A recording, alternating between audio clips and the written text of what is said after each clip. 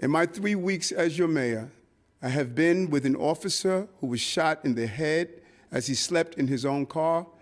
I have met with the mother of a 19-year-old girl who was killed as she worked the night shift in East Harlem. I have been at the bedside of a police officer who was shot by a 16-year-old as they struggled for a gun. I have seen a toddler's blood-stained pink jacket in the street. I have held hands and prayed with her mother. That 11-month-old baby was shot in the head by gunmen who didn't care where those bullets went. And on Friday night, 2 officers were ambushed when they answered a domestic violence call. The suspect had a .45 caliber in his hand and a loaded assault rifle under his mattress. NYPD officer Jason Rivera was killed in the line of duty that Friday night, doing what he swore an oath to do: protect the people of this city. We pray for him, his family, as well as for his partner, Officer Wilbert Mora, who remains in the hospital. But my fellow New Yorkers, we are going to do a lot more than pray. We're going to turn our pain into purpose. We're going to unite and take action. New Yorkers feel as if a sea of violence is engulfing our city. But as your mayor, I promise you, I will not let this happen. We will not surrender our city to the violent few. We're going to go back, and we won't go back to the bad old days. We're going to get trigger pullers off the streets and guns out of their hands. I was a transit officer when we began to drive down crime in the 1990s. I'm no stranger to this subject. I understand this from the inside and the outside. I know how to do this. New York has done it before. Statistically, New York City is still the safest big city in America. But we're not going to be satisfied with statistics. This isn't about other cities. This is about New York City. Since the day I began running for the office of mayor, I knew that public safety was going to be our top priority. As I have repeatedly said, safety and justice are prerequisites for prosperity. This is why, since the moment I declared my candidacy, our team has been working on this public safety plan, and why we are sharing it with you now. Today, we are releasing our blueprint to end gun violence. I want to be clear. This is not just a plan for the future. It is a plan for right now. Gun violence is a public health crisis. There's no time to wait. We must act. The sea of violence comes from many rivers. We must dam every river that feeds this greater crisis. Our blueprint to end gun violence addresses each one of these causes with both immediate interventions and long-term prevention strategies. It will involve the NYPD, every city agency, our courts, and the successful anti-violence crisis management system. We're going to involve every community, every precinct, and our state and federal partners. New Yorkers will see and feel these changes quickly. We will ramp up enforcement, deploy more officers on the streets and in the subways, and get our courts at full capacity. And we will invest in those longer-term preventions as well, fixing our broken schools, supporting our unhoused New Yorkers, improving access to mental health services, and changing our laws. From City Hall to our state legislatures, to the halls of Congress, we need everyone to come together in common cause. We need help. We need resources. We need backup. This is the gun that killed our young officer on Friday night, a .45 caliber modified gun. It is illegal to carry a gun in our city, yet our police officers take them off the streets every day in record numbers. Since January 1st, when I took office, our officers have taken 350 illegal guns off the street. Last year, over 6,000 guns were confiscated. Our officers are doing heroic work getting guns off the streets, but traffickers keep the guns coming. That must end. We must stop the flow of illegal guns in our city. The iron pipeline must be broken. The NYPD is our first line of defense against gun violence. We will make new efforts to strengthen and reinforce it while continuing our mission to involve the community. We will start by putting more officers on patrol in key neighborhoods throughout the city. We will enhance existing public safety units with new neighborhood safety teams, which will focus on gun violence. We will launch these additional teams in the next 3 weeks with deep focus on 30 precincts where 80% of violence occurs, even as the public safety units continue their life-saving work. In doing this, we will avoid mistakes of the past. These officers will be identifiable as NYPD. They will have body cameras, and they will have enhanced training and oversight. We will also expand the partnership between the NYPD and New York State Police. We are already working with Governor Hochul's public safety team on reducing gun violence, sharing critical law enforcement data, and supporting the Interstate Gun Tracing Consortium. There are no gun manufacturers in New York City. Yet, even as the NYPD removed 6,000 guns from our streets last year, we know that new guns are arriving by car, by bus, and by train every day. The NYPD will work with state law enforcement to implement spot checks at every entry point like Port Authority and other bus and train stations.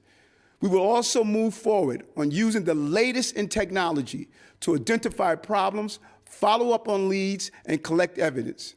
From facial recognition technology to new tools that can spot those carrying weapons, we will use every available method to keep our people safe.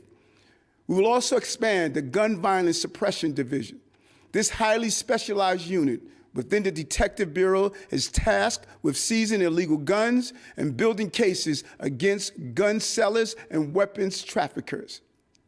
And we will continue the Gun Violence Strategic Partnership, a daily meeting that brings together local, state, and federal leaders to share intelligence and information on specific cases. And finally, my administration will increase coordination and information sharing with the ATF, FBI, and all federal partners. Gun violence is not only a law enforcement issue, it is a social issue, a community issue. We will be taking a citywide approach to meeting this challenge. New Yorkers have heard me say many times that any effective plan to reduce gun violence must include intervention and prevention. We must take action to immediately stop the violence, and we must make long-term investments to keep it from returning. We must address the root causes of these challenges and help our young people on a better path long before they pick up a gun. This is why we are going to expand the successful anti-violence crisis management system and ensure they have the necessary resources to do their work. There will be a central point of contact at City Hall to help them navigate every single agency so that our city government is aligned and coordinated in support of their life-saving efforts. We will also enlist every city agency in promoting public safety, from sanitation to housing to buildings. We will have boots on the ground on every block in this city. That is why we will name a dedicated anti-gun violence coordinator in every city agency. These leaders will be dedicated to seeing the agency work through the prisms of gun violence and offering ideas and solutions to support broader public safety efforts. But they will also act as liaison between the agencies, the NYPD, and the crisis management teams and City Hall. Just as we utilize precision policing, we must utilize precision prevention, reaching young people long before they turn to guns and violence. There are at least 200 and 50,000 young people between the ages of 16 and 24 who are out of school and out of work. My administration will launch an unprecedented summer youth employment, youth engagement program for summer 2022. As we know that gang violence and gun crimes spike in the summer months. Part of this effort would include partnerships with large businesses, corporations across the city with the goal of identifying a paid internship opportunity for every young person who wants one. It is important that I speak to you about the issue of young people in foster care.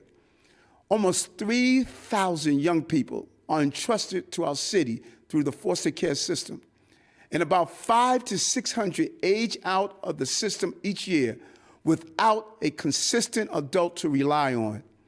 Only 21% of these young people have a high school degree or equivalency when they age out of foster care at 21.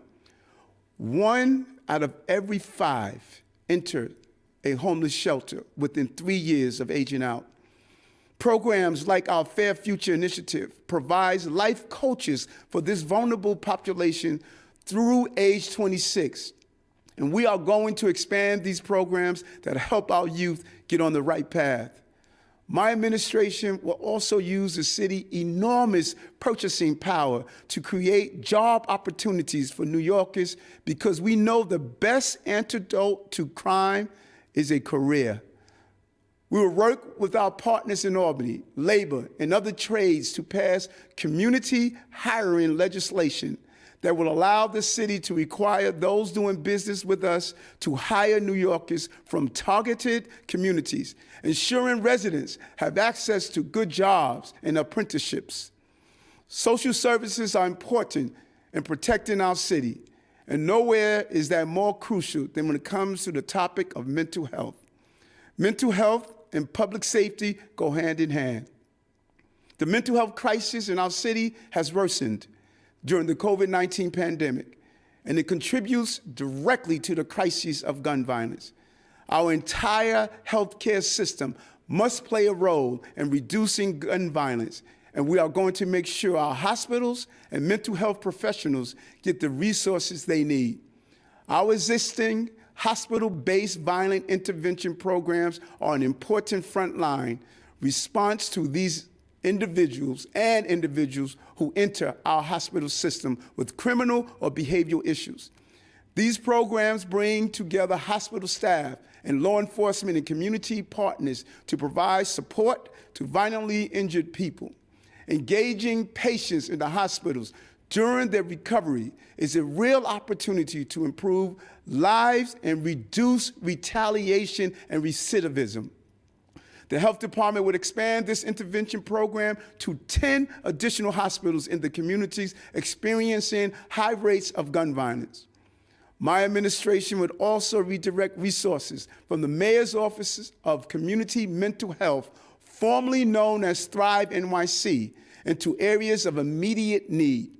This would include support for those experiencing homelessness on their streets, especially those in urgent need of mental health care. We must also strengthen our legal response to those who are in active crisis and in danger to themselves and others. To serve them and protect others, we need a new system with comprehensive mental health support, especially through an infusion of federal support and funding. We need a humane and legally informed response to people in need who refuse treatment, especially those with a documented history of violence. We can't continue to allow those who could pose a danger to themselves or others to remain untreated. We need our state and federal partners to fund these crucial resources, including hospital beds and trained support staff. And finally, we would create a quality of life task force that would include senior leaders of the New York City Police Department, Department of Sanitation, and DHS, as well as mental health experts and additional city leaders as needed. The mission of this task force would be to have law enforcement and mental health professionals work together in areas where the homeless and mentally ill congregate and make sure they are being offered the resources they need. Each of these steps will make a critical difference, but city government alone cannot solve a crisis that has reached across our nation. We will need support from New York State, federal partners, district attorneys, the U.S. Southern and Eastern District Courts, as well as all New Yorkers. I express my thanks to Governor Kathy Hochul and the entire New York State lawmakers for their support of our city in this time of crisis. Your partnership is going to make sure we move forward during this time, and I know we can work together to swiftly enact legislation and promote policies that will make it easier for our city to prosecute gun crimes. The Interstate Task Force on Illegal Guns is an important first step, but we must also address bail reform in our pretrial detention system. First, we must allow judges to take dangerousness into account. New York is the only state in the country that does not allow a judge to detain a defendant who poses an immediate threat to the community.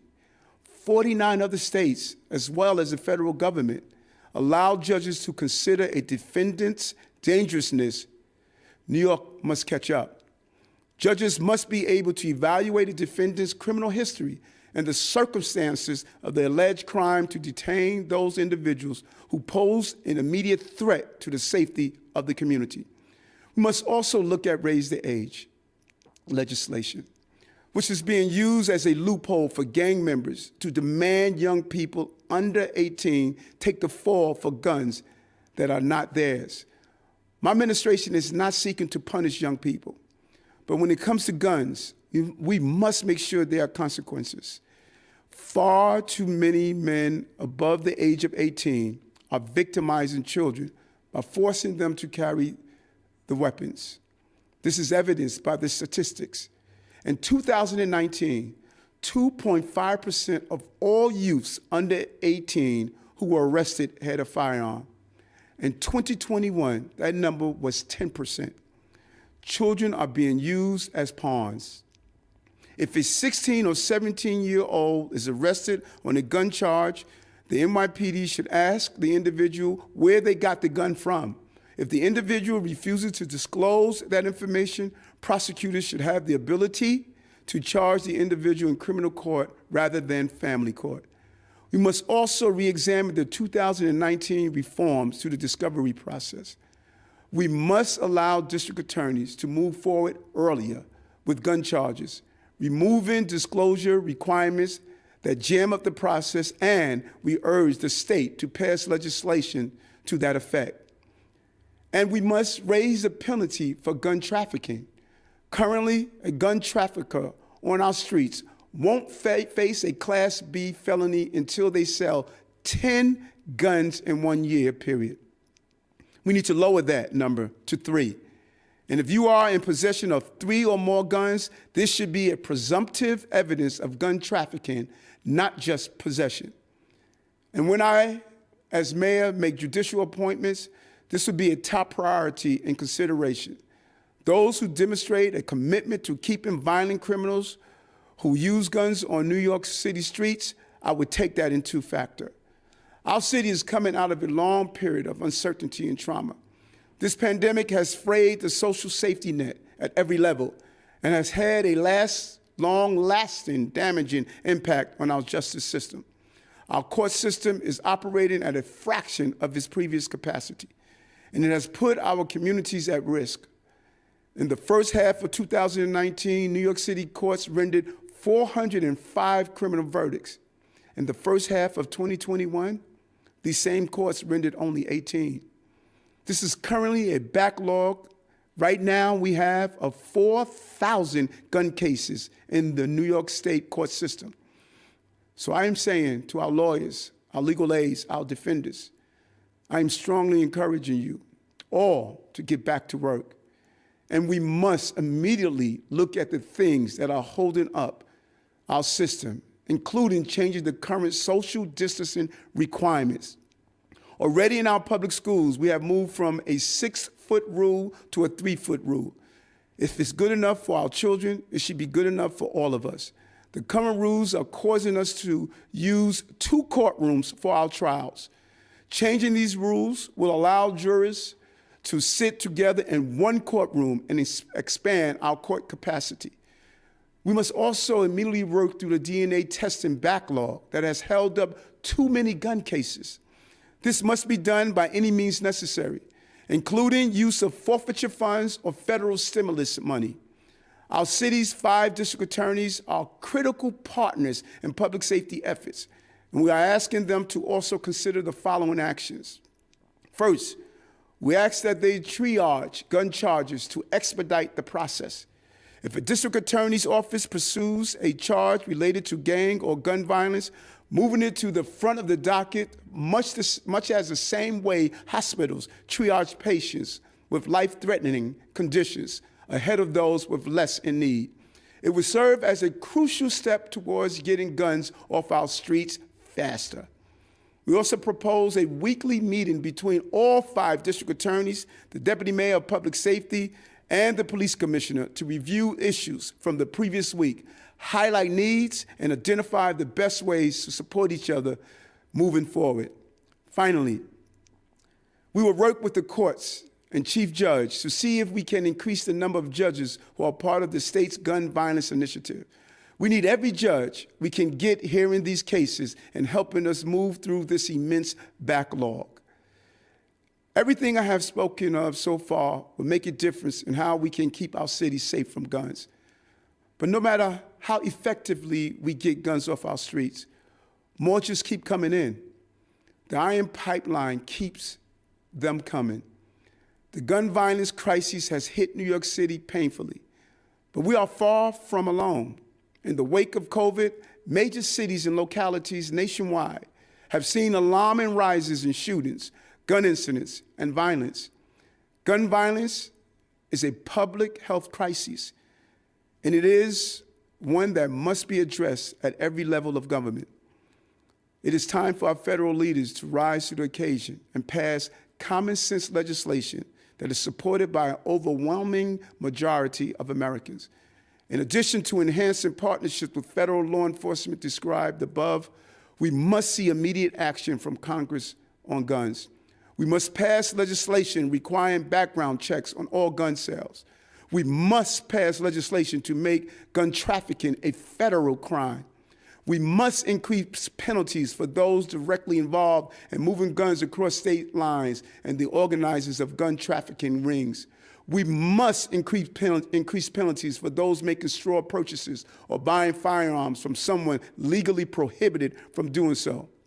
And we must also mobilize the Department of Justice against the proliferation of ghost guns, the new threat we are facing. These actions are only a start, but they will create critical momentum that will help New York City and all cities. We have a great deal of support in Washington for our cause. I am thankful for all the support we have gotten from President Joe Biden and his entire administration. He understands what is at stake, but with an opposition party who's dedicated to only that opposition, we must find other ways.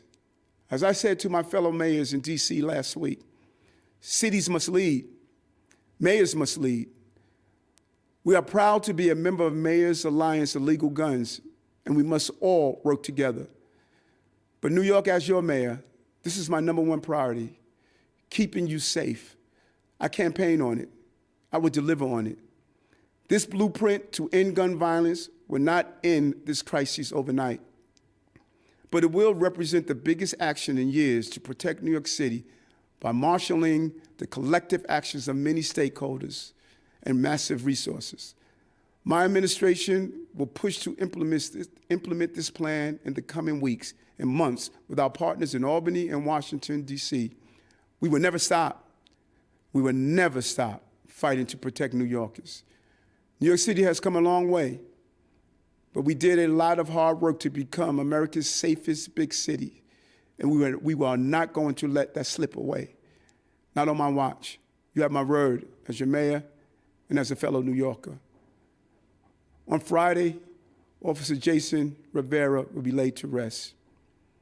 I will be there As a city, we will mourn together. We will celebrate his life and pay tribute to his heroism. And in his memory, and in the memory of all those who have been killed by gun violence, New York, we will rise again. Rise up to protect each other. Rise up to defeat gun violence. Rise up to defend the way of peace and the work of prosperity. This is our moment. This is our city. Thank you, New Yorkers.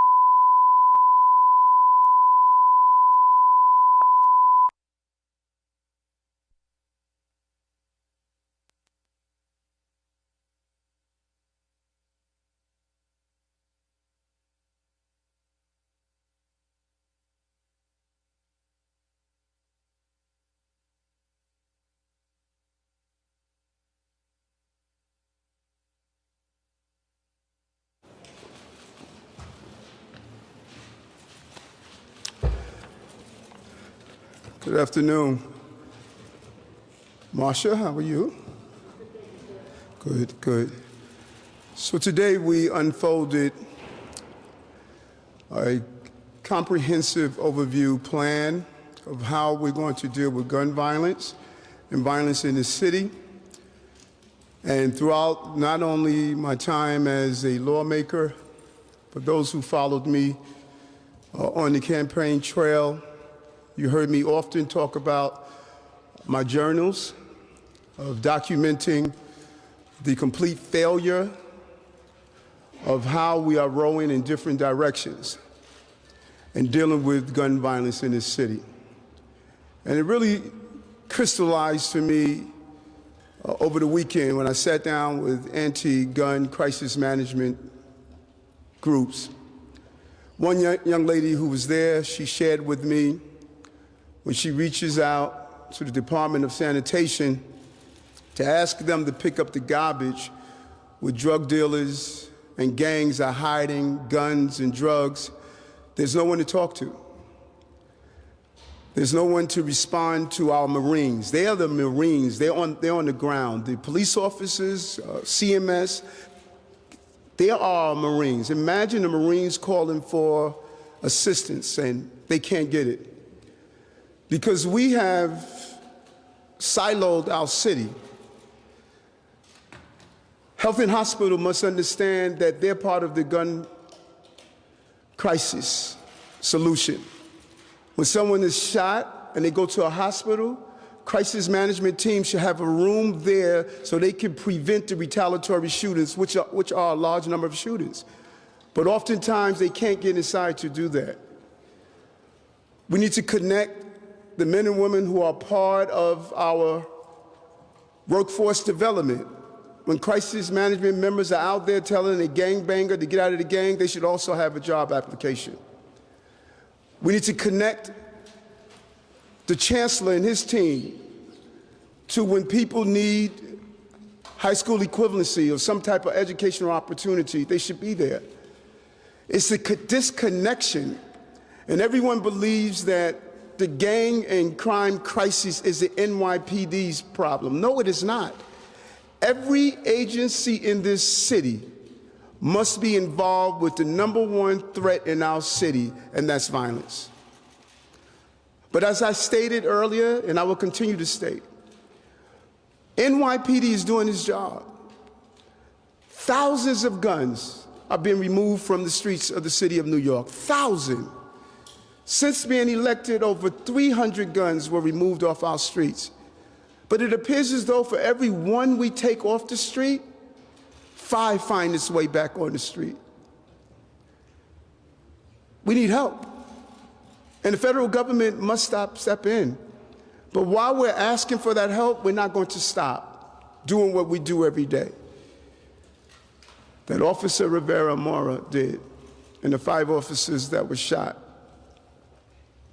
And so this is the battle we're facing. But I want it to be extremely clear. I'm ready for the battle. I'm ready for the battle.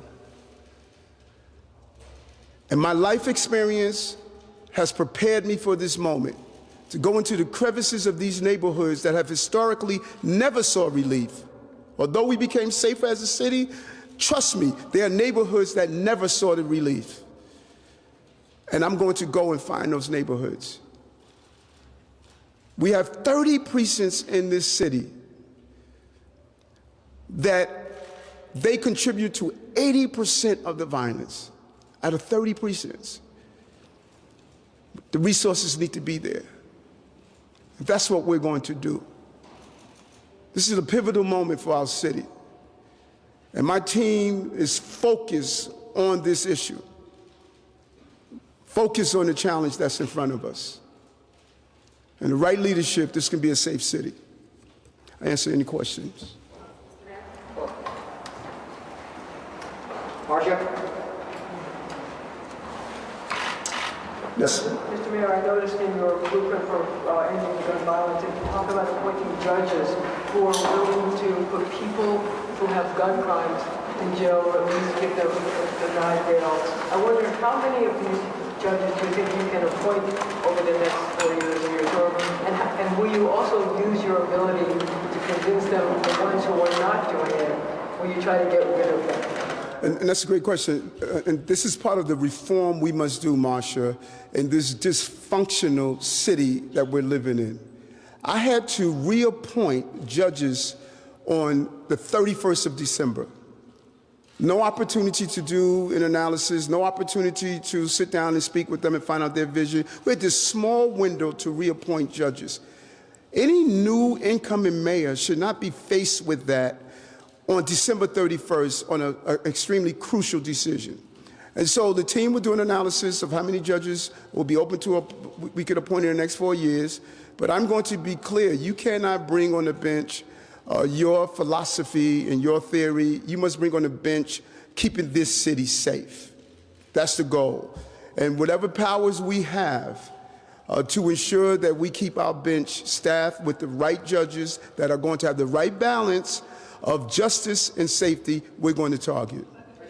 Do you think that certain civil rights groups and others will try to oppose your efforts to carve a judiciary that you can bend to your will? Well, I think that civil rights groups, and I was a member of a civil rights group, I think that civil rights groups, they have their job, I have my job. My job, I'm responsible for the safety of the city, and the charter gives me the authority to pick judges based on the overall concept of safety and justice. We're not looking to be heavy-handed, but we're not looking to be dangerous to our city. And I'm going to find and strike that right balance. Mayor, on the new plainclothes unit, you mentioned learning mistakes from the past. I'm curious what, in your view, those mistakes are and how they are being rectified in this new unit. I know those mistakes so well. I was on the ground when Amadou Diallo was shot at 44 times. I was there when Zongo was shot. I'm aware of the mistakes, and I've documented them throughout my journals on what we need to do differently while I was in the department and when I retired. Number one, we have video technology. If you would speak to the DAs, they'll tell you too many cases are coming before them where the cameras are turned off. Not acceptable. If we want to rebuild trust in the police department and the civilians, we need to make sure that we document what we are doing. So if I find an officer that is in a plainclothes anti-gun unit and they are turning off their cameras, I'm going to make sure that supervisor is reviewing the information and tying that to the cases that we have, because we're not going to abuse the rights of New Yorkers. Second, the dress code. You are in plain clothes, you hop out the car, you come at someone quickly. In many communities, that is a sign that you're about to be attacked. And that has created a lot of hostility. So we're going to make sure that the version of plainclothes officers will have modified police attire, that they are quickly identified as police officers. And then the right officers assigned. You know, you must have the right training, the right mindset, the right disposition, and be, as I say all the time, emotionally intelligent enough that you are getting ready to engage in someone on the street. And so we're going to make sure the 400-plus people that are in the pipeline to go into our new unit is going to make sure that they're the best fit for the unit. Mr. Mayor, how do you... I'm not going to forget you, Lisa. Thank you, Mr. Mayor. Could you talk about this change you want to make to the state's raising age law with 16 and 17-year-olds? It's my understanding that judges already have the discretion to refer a case to criminal court for some youth offenders. Can you address that part of it? But can you also talk about the other potential risks that young people will be facing if they're being asked to cooperate with law enforcement and they can't do so because of whatever circumstances they may be involved in, the risk that they may be potentially placed in as well? So, and the fact that you asked that question, I was surprised also. For murder is one thing. There's a couple of parts of raise the age we must look at, and it came from my interview and my conversation with judges. Number one, we have to stop this mindset that if the young person is carrying a gun but is not in public view, So we had a case where a young man shot off a gun inside his house, but it was not in public view, so they only could send him to family court. With another case where he's walking down the block, same young man, walking down the block with a gun, shoots himself in the leg. It was never in public view, family court. Eventually, he harmed someone because of those different encounters. So we have to get away from this mindset that if it's not in public view, then you're not going to charge them in Supreme Court. Guns, if you want to charge someone for other crimes in family court, I could live with that. Guns, we draw the line. Now, here's what's really interesting, Gloria. If you pass crack cocaine to someone, the crime is different than if you pass a gun to someone. This is not making any sense. And so the goal is to say that if you are caught with a gun in this city, you are going to go to criminal court. You're not going to family court. And if you're a repeated offender, even if you sit down and cooperate with the police department, if you're a repeated offender, you go to criminal court. Mr. Mayor, what about you've often talked about being able to do intervention, but also prevention. What about the fact that these are young people who are going to be put through the criminal court system at a very young age, at a very young, early point in their lives, and that everything we've seen is we know that people going into the system at an early age sets them up to stay in that system. So how are you going to address that part of it, young people going through the criminal court system? And the reason it sets them up for failure because it's a broken system. So we want to partner not only with Rikers, which is under my control, but also redefine the criminal justice system, our state prisons. We need to redefine those state prisons. We took out education, we took out trades, we took out the skills that they need. We created a revolving door.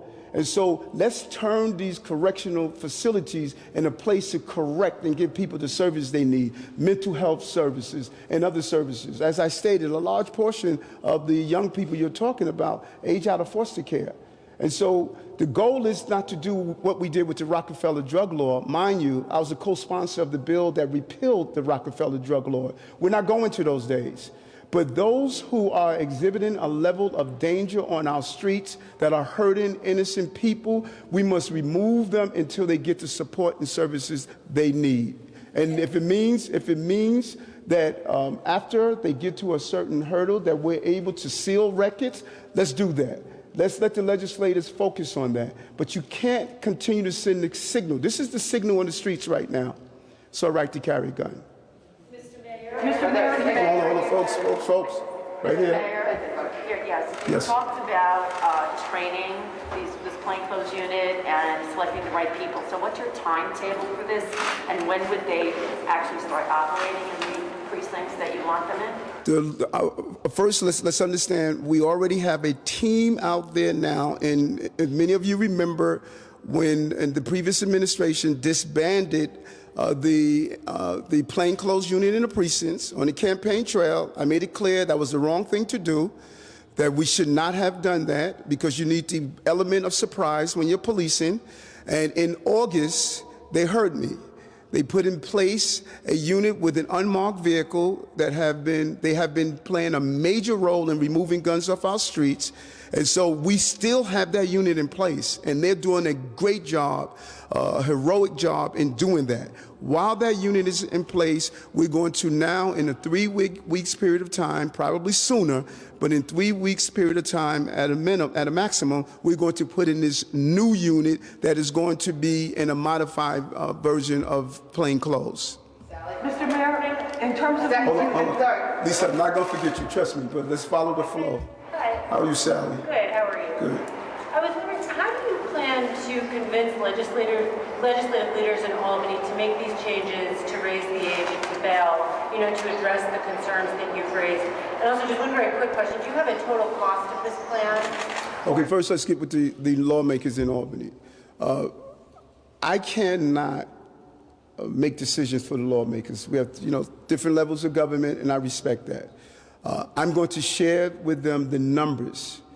Soon as we did raise the age, go look at the numbers. Look how fast the gun crimes went up with our children. Those of us who are old enough to remember drug dealers that sold heroin and crack cocaine, when the laws stated that you would treat children differently, the drug dealers would give the drugs to the children. Right now, when you stop someone in a car with a gun, that 14, 15, 16 years old, he raises his hand, he said, "It's my gun. No one in this car knows anything about it. It's my gun." Because the bad guys know, give it to the children. They're going to family court, and they're not going to have a hard penalty. They are using these children. And the law, for all its good intention, it is allowing these bad people to use these children the same way we saw back to how they use them for heroin and crack cocaine. So I'm going to show them the numbers. I'm going to show them the data, and I'm going to do the best I can to convince them. And I believe the shooting of these amazing officers last week is going to send a real message, just as when Officer Burns was shot, sent a strong message. When Wenjen Liu and Ramos was shot, it sent a strong message. This is a window of opportunity to say, let's get this right. I know what they were trying to do because I fought for what they were trying to do, but we can't do it at the expense of 11-month-old babies being shot in our streets. Mr. Mayor, you mentioned in coordinating with the state troopers and the Port Authority police for checks of people coming in, the traffickers in particular, coming in across the bridges and the tunnels, the buses and the train stations. How soon would you be able, do you think, to implement something like that? Well, you know, when you think about it, Lisa, right now you can get on a Greyhound and carry anything you want into the city. You know, there are no spot checks. You don't have to check every person that comes through, just as we do in the subway system. Right now in the subway system, we have random bag checks. Just as we do that in the subway system, we need to do that at the Port Authority. We need to do that at Amtrak. The technology is there where people can put their bags, every 10th person, every 8th person can put their bag through the scanner to see what's in it. It sends the message that you're not just going to come into the city. I communicated with the governor's people, and she's open to coordinate this with us. It's imperative that we get the assistance of the governor. I'm going to reach out to Governor Murphy in New Jersey and get him on board as well, so we can send a strong message that you're just not going to openly carry guns into our city. Mr. Mayor. Yes, I'm not here. I was looking for a staff. Yeah, my bad. First, Right. I'm sorry. Do me a favor. Get that photo of the gun that was carried. You have it? It's in office. Yes. I was wondering if to follow up. I'm sorry. You also asked the cost on this. Oh, yeah. Yeah, the cost on this. That's important. What I'm finding is that we just have too much waste. And I have been spending my evenings going through the budgets, going through how much we're spending. The waste in city government is just unbelievable. You know, I said last week, you know, we're not deploying our manpower. I don't know who in the Post showed the story of at one train station, we had 8 police officers standing there. Who are they protecting, themselves? And so, you know, we are not using taxpayers' dollars correctly. And so the money is there. Without having to increase our budget, it's the better deployment of city resources. That's why I'm telling all the agencies, you're giving me a 3% PAG. You know, we need to be spending taxpayers' dollars better.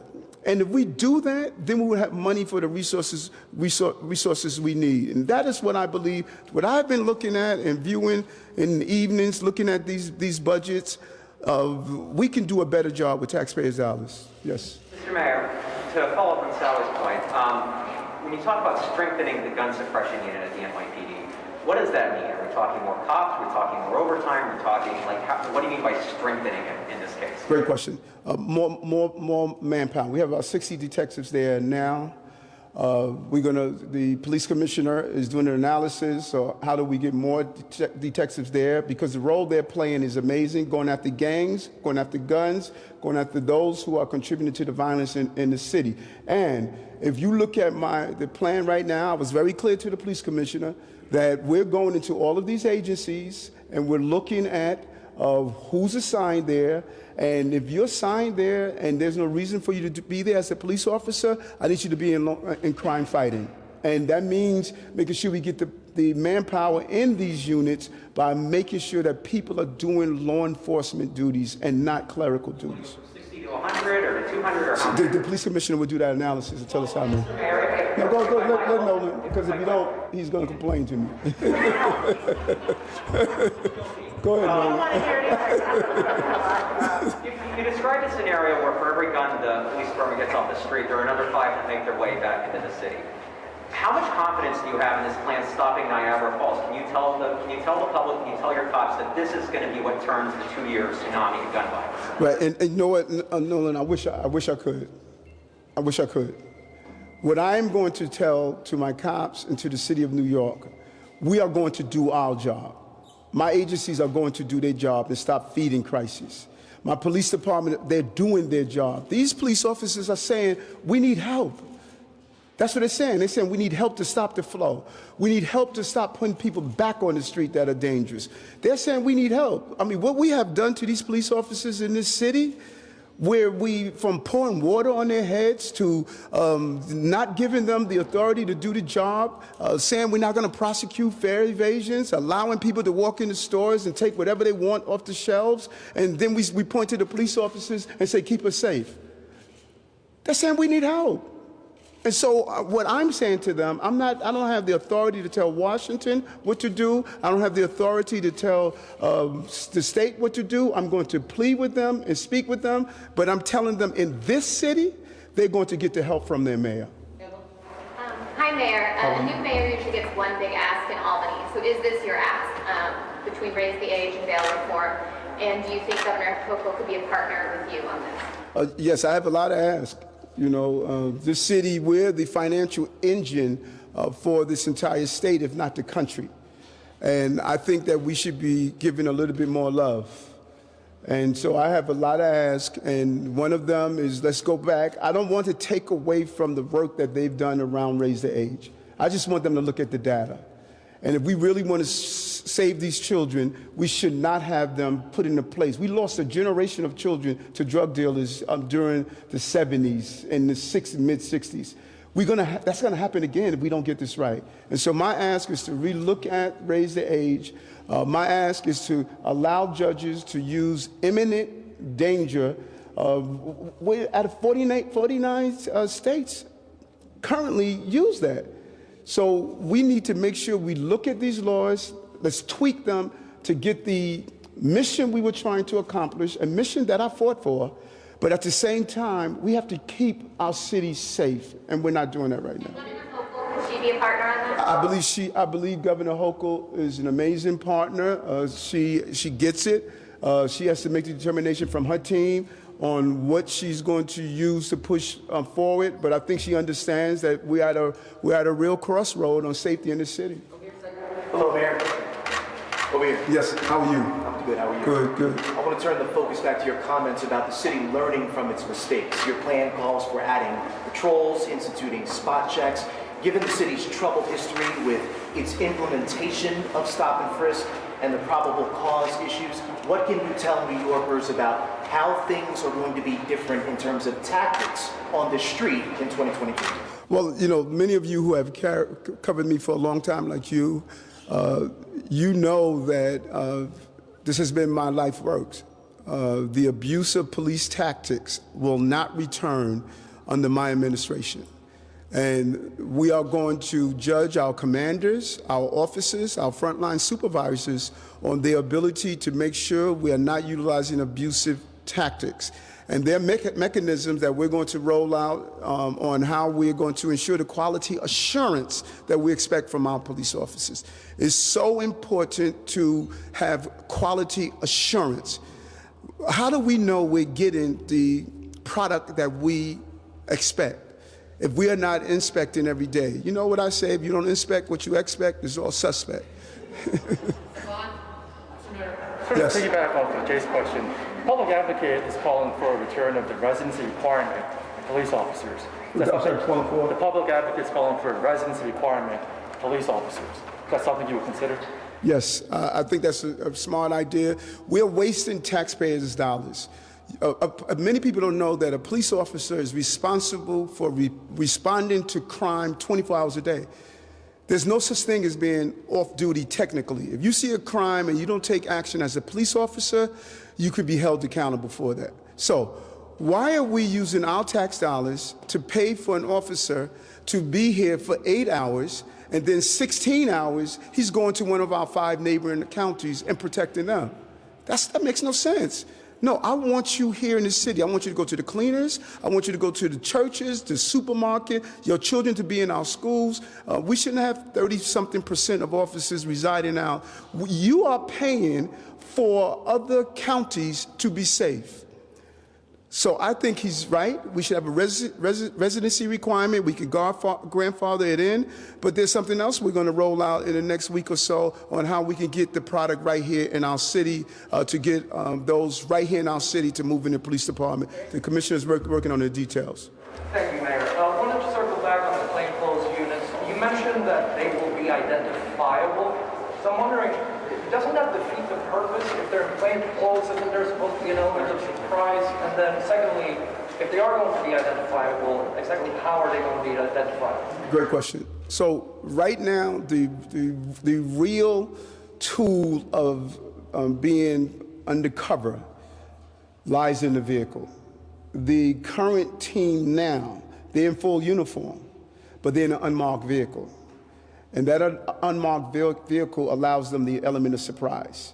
If you're doing something inappropriate and you see that blue and white come down the block, it's almost a big hello, we're here. Now you need the blue and white because it presents something called omnipresence, and you want the feeling that the police is here. But this unit is going to be in an unmarked vehicle, and they're going to have some partial part of police clothing. The windbreaker jacket with NYPD on the back, like when the feds have federal FBI agents have FBI on the back, or other units. So they will be identifiable, not the way it was before when they were not identifiable at all. You don't know who's jumping out at the car at you, and that creates a lot of hostility. One follow-up, if I may. Yes. On facial technology, facial recognition technology, yes. How exactly would that be used to combat gun violence? Yes. The technology out there, the Deputy Mayor of Public Safety and our team, we have been meeting with the new technology that's out there, and there's some amazing technology out there that will, someone in 8 seconds take a picture of your face, in 8 seconds see everything that you have in public view, not private view, but if you're on Facebook, Instagram, Twitter, no matter what, they can see and identify who you are without violating the rights of people, only looking at public data in a way it's going to be used for investigatory purposes, and that's what we're going to use it for. And there's technology out there that will tell you someone's carrying a gun. So we're looking at all of this technology out there to make sure that we can be responsible within our laws. We're not going to do anything that's going to go in contrast to our laws, but we're going to use this technology to make people safe. Just following up on the question, Mr. Mayor, about funding, you said that the money was going to be repurposed by saving money within the city government. How much do you think that this plan needs, and can you give us a breakdown of how much are the policing initiatives and the mental health initiatives, and where is that funding coming from? Where is the savings that you've identified? Well, I was looking at your favorite topic, Thrive NYC. I was looking at the numbers and where the numbers are going and what are we doing with it. And I believe the focus needs to be on the mental health crisis on the street. And so we're going to reconfigure some of those dollars, move them in another direction. I think some of the things we're going to do around the discretionary hires, that's within my span of control, not my unions. I've been clear, we're not furloughing unions. I think that how we're spending money, how we duplicate services, how we can merge units. Once we do our final analysis with my budget team and what I'm doing as well, we're going to identify the dollars to get folks on the ground in a real way. Follow-up question about mental health. Yes. When you're responding to a mental health situation, how are you trying to ensure that people are actually not being hurt or lives lost? I'm referring to the shooting in Harlem. Technically, everybody does everything right, but people still die on both sides in the community, and also officers, how you're trying to do that better. Which situation in Harlem you're talking about? The 2 officers shot in the mother in Harlem. And you know what's interesting? We have, if a family member is saying, listen, my brother, my sister, my mom, my dad need help, we have made it difficult for people to say that their loved ones need help. You know, we have said basically that you are there in a household with your loved one, and you should have the right to petition to get the help for your loved one. We need to really examine how we have restricted that in the city. And so by having mental health professionals partner, they should be the first line of responding to some of these conditions where a person does not knowingly has a weapon. They should be the first line of response. But you know, we need to be very careful, because you know, many people stated on the campaign trail that at no time should a police respond to a mental health job, and you saw what happened here, right? And so there must be a balance, using prior history, really talking to that person that's making that 911 call to find out some of the basic questions. And so there is a balance. You want to be as precautionary as possible to save the lives of the people who are making the call, as well as those who are responding. And there's no easy way to do it. Is, you know, the more trained we are, the better we are at assuring we can save lives. But you know, before you answer that, we need to understand what we're talking about. This is what this guy had under his mattress. The number of rounds in here, he had a modified weapon, the weapon he was shooting, with 40 rounds in the clip. And he had this under his mattress. This is what's on our streets right now. In my beginning days of policing, I only was allowed to carry a .38 until an officer was shot trying to reload his 6-shooter, because everyone else was carrying automatic weapons and 9mm. But this is what police officers are up against. You know how many rounds that's in here? He could have emptied out his 40 and still had another automatic assault weapon for every responding officer that responded. That third officer in that house, I believe he saved the lives of the people in that house and the responding officers that were going to come when that 1013 was called. You saw the officers come through the door when that 1013 was called. If this guy had this and 40 rounds, something to think about.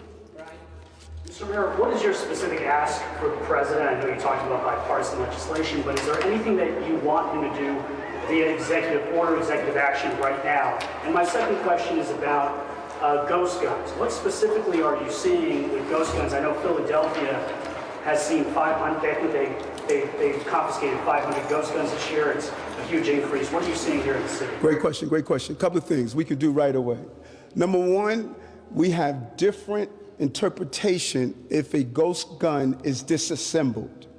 So if someone gives you a ghost gun and it's in a box and it's disassembled, there's certain places where they're stating we don't consider that as a gun yet. We need to stop that. If you have all the pieces of a gun, you have a gun. And so we need to be very clear on the definition. We have to redefine the definition of a gun, because when we first defined the definition of a gun, we didn't have iPhones.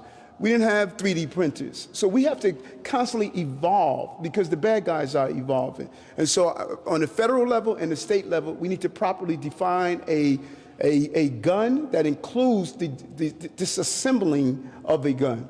The second, the Gun Violence Strategic Partnership. If you haven't, I believe all of you should go down and invest, see if they let you in. But right now, on the campaign trail, for those who were on the campaign trail, I talked about the lack of information sharing. We can do this if we are honest about doing it. When 9/11 happened, I saw an unprecedented mobilization from the city, state, and federal level where we said we would never be caught off guard again. Why haven't we done that for guns in the city? And so when I asked the president to do, when I met with him, is say, can you put together that same response? Can you tell the federal government, the FBI, the ATF, all of our apparatus to come together with the state and city? In August, they did that. And now we're going to enhance that. Right now, every day, they meet an unprecedented group of law enforcement people, DAs, parole, probation, FBI, New York City Police Department. They're all coming together and they are doing something revolutionary. They're sharing information. The amount of involvement so far by the president? I think the president has done an amazing job. I am pleased. He obviously sent the message down to the agencies that we will do this together. We have ignored this for far too long, and now we need to push through smart legislation to get this done. We need to pass the Build Back Better bill. We need to get the resources to the crisis management teams. That bill would allow us to do so, where we can put crisis management teams in every hotspot and every precinct, and we would get a good return on our investment. Mr. Mayor, you mentioned 400 people in the pipeline for this new plainclothes unit. What's going to be the total number of people that you envision being part of that? And then second question, what do you say to lawmakers in Albany who maybe might be convinced on the numbers that you would show them, but are fearful that anything that looks like a regression on criminal justice reform will invite a primary challenge? That's a good question. The police commissioner is going to make the determination, and I am really pleased with her poise, what she showed over these last few days. She's going to make the final determination on how much we need to scale it up. We want to make sure we cover those 30 precincts where 80% of the violence is coming from. The two of us have been speaking, and she has put in place an amazing plan to do so. I just have an awesome amount of support for what she's doing and real trust for her.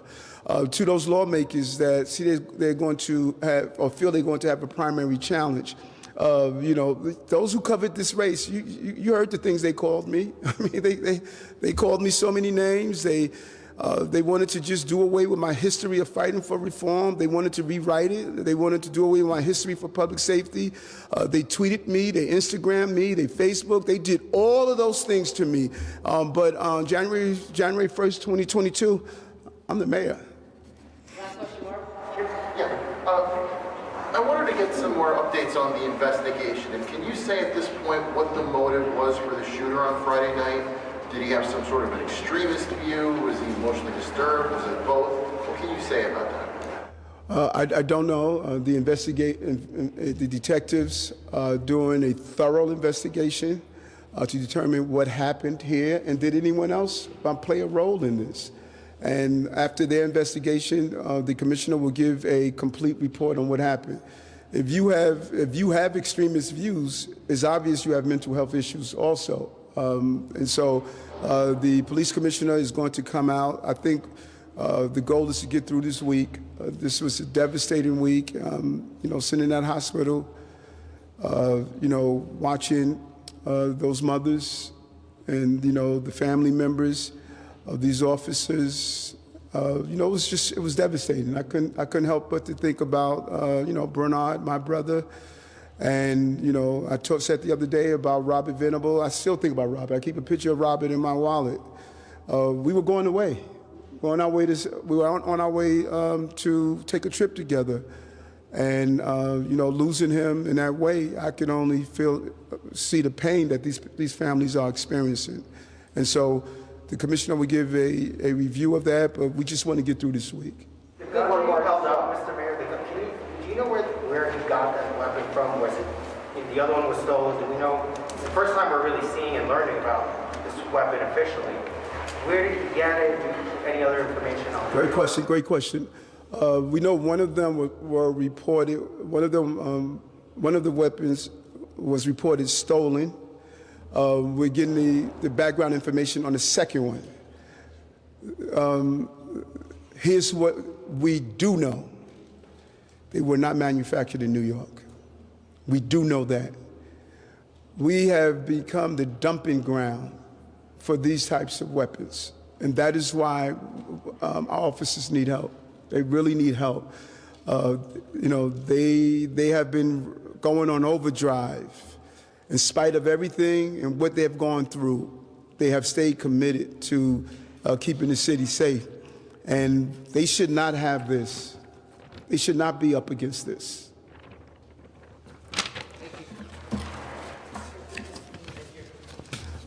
Just an announcement before I leave, LaShawn McNeil has passed away. He was a shooter from Friday night. My staff just notified me he passed away. Officer, can you say any updates on the other officer's condition? Right now is prayers for the family, prayers for our city, that we can move in the right direction. The mother of McNeil, who has also responded to this. The 19th? The mother of McNeil. I have not visited him, but my heart goes out to your mother. While an active investigation is going on, I hope that you Mr. Mayor, for Officer Rivera's wedding. my heart goes out to her, and I will see her. We'll be at the funeral. I've visited the family several times, and I'm continuing to do so. Thank you all.